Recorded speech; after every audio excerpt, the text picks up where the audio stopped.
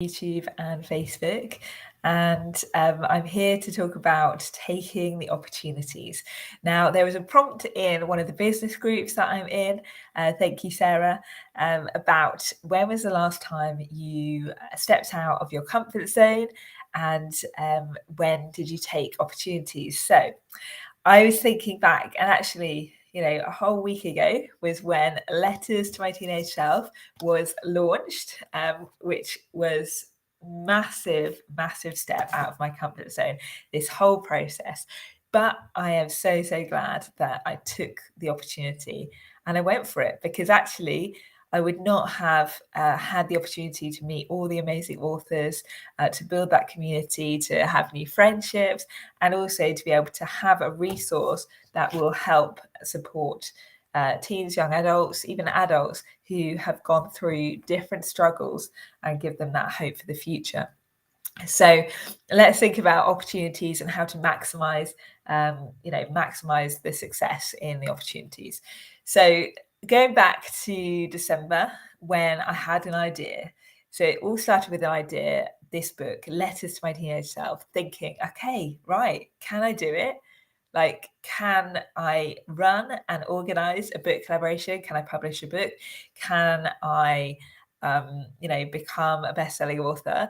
All of those questions in my mind at that point. And fortunately, I have an amazing course to help guide me, that Megan and Martha ran. And so that gave me some confidence. But always, when we take and step out of our comfort zone, we will always have some of those thoughts in our head, some of those nagging thoughts. Am I good enough to do this? Do I have the skills to do that? What if people reject me? All of those questions often come up in our heads. And actually, that is something that I've written about in the chapter, to the teen who does not feel good enough.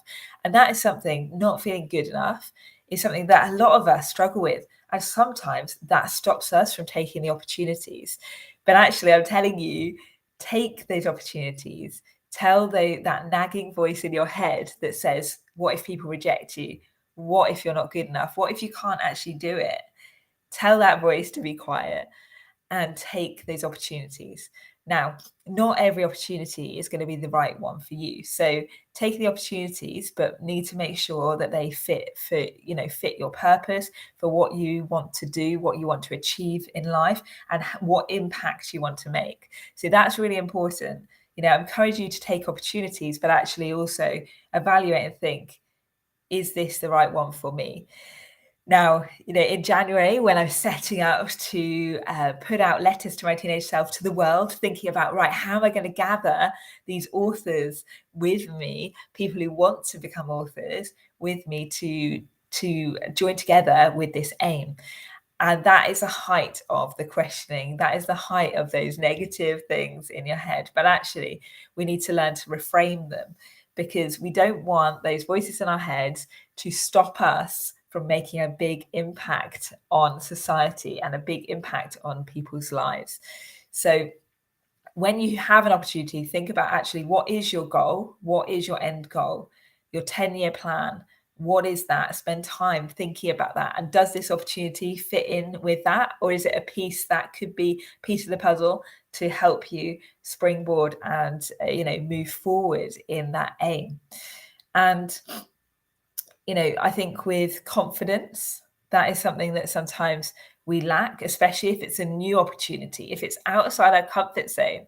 A year ago, I was teaching in the classroom, and in this last 10 months of running a Boxer of Joy in this business, there's so many skills that I would not have thought or had the confidence to do. But now, actually, because I took those opportunities, even when maybe I didn't feel ready, or maybe when I was doubting that I could do it, I took them, and actually now have learned so much about actually being able to do that. So that is something that I really want to share with all of you, but also trying to instill in our teenagers, in our young people, to think, actually, you can do it. Just because it doesn't necessarily fit in a certain box, you can do it. You can step outside of that comfort zone.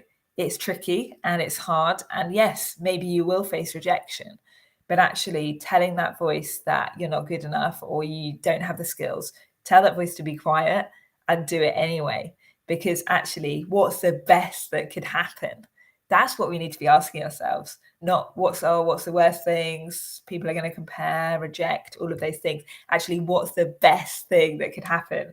And with this opportunity back in December, when I had this thought in my head, letters to my teenage self is now a reality. That's the best thing. And there's more to come. There's more to come with this. I'll be any teacher friends. I want to be doing some author visits to be like actually inspiring kids to be like, yeah, you can do it. You can become an author. You can make that impact. You have this resource right now to help build different workshops, build different things like that. And actually, it all starts with taking that opportunity. It all starts with stepping out of your comfort zone and doing it. Because what is the best that could happen? You could make an impact. You could, help other people. You could give people hope and an example to follow. Then actually, by stepping out and taking opportunity, you can absolutely change the